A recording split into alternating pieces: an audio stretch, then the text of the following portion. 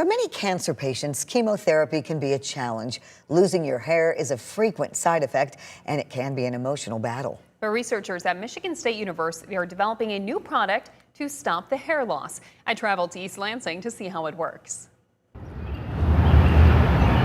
On the campus of Michigan State University. And so we have this sit up here and inside this biomedical engineering lab. A zetasizer, which essentially measures the size distribution of nanoparticles and their charge. Associate Professor Brian Smith is creating hope in a bottle. I'm very hopeful that this can be something that can make their challenging journey a little bit easier. He and his team are creating a gel built to prevent hair loss for chemo patients. It's important for the patients. It's a personal, emotional aspect of how people feel when they are losing their hair. On the market currently, there are things called cold caps to help prevent hair loss, but Smith said they're expensive, logistically challenging, and even painful for many patients. It seemed like there needed to be a better solution.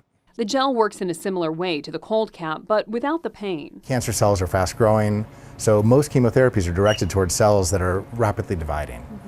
The problem is that those same drugs also kill other cells in the body that are not cancer and are rapidly dividing, most notably those in your scalp. The gel, when placed on the scalp during chemo treatment, slows the dividing of the cells you want to keep. It's essentially constricting those blood vessels and reducing the amount of drug, the chemotherapy drug, that can get into the hair follicle areas. Then you wash the gel off at the end of treatment. Ever since we published this article, there have been a number of patients who've reached out, clinical coordinators who've reached out, nurses who've reached out, and there's a much bigger demand than I would have thought when I first entered into this area. The gel is not on the market yet. It's still in a testing phase. We have the gel, we've tested on animals, and it shows good efficacy.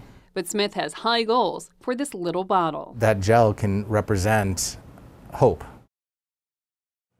And they still need FDA approval for the gel, and he's looking into funding for clinical trials on human patients.